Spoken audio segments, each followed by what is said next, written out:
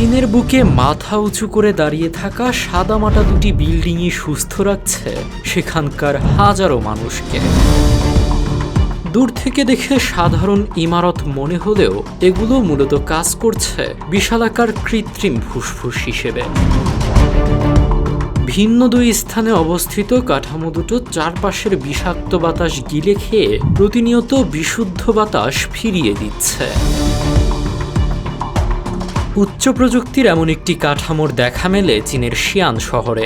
100 metre উঁচু এই বায়ু বিশোধকটি কাচের ঘরে আটকে পড়া সূর্যের তাপে দূষিত বাতাস গরম করে। গরম বাতাস হালকা হয়ে সুউচ্চ চিমনির ভেতর দিয়ে উপরে ওঠার সময় বিশাল ছাঁকনিতে সব ধুলোবালি আটকে যায়। প্রতিদিন প্রায় 1 কোটি ঘনমিটার বাতাস পরিষ্কার করে এটি 10 বর্গ কিলোমিটার এলাকার দূষণ 15% কমিয়ে আনে।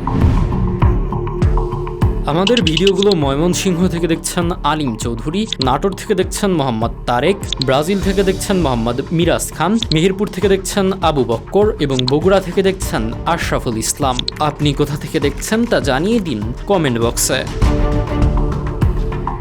অন্যদিকে বেইজিংয়ে ডাচ উদ্ভাবক ড্যান রোজগার্ডের তৈরি 7 মিটার উঁচু আরেকটি সংস্করণ ধূলিকণায় পজিটিভ চার্জ দেয়। এরপর নেগেটিভ প্লেটের সাহায্যে চুম্বকের মতো ধুলো আটকে ঘন্টায় 30,000 ঘনমিটার বাতাস ছেঁকে নেয়। সংগৃহীত কালো কার্বনকে উচ্চচাপে সংকুচিত করে দৃষ্টিনন্দন আংটিও তৈরি হয়। তবে খোলা শহরের অবিরাম দূষণ কাটাতে এটি স্থায়ী সমাধান নয়, বরং সচেতনতা বৃদ্ধি ও সাময়িক স্বস্তির বিজ্ঞান ভিত্তিক প্রচেষ্টা মাত্র।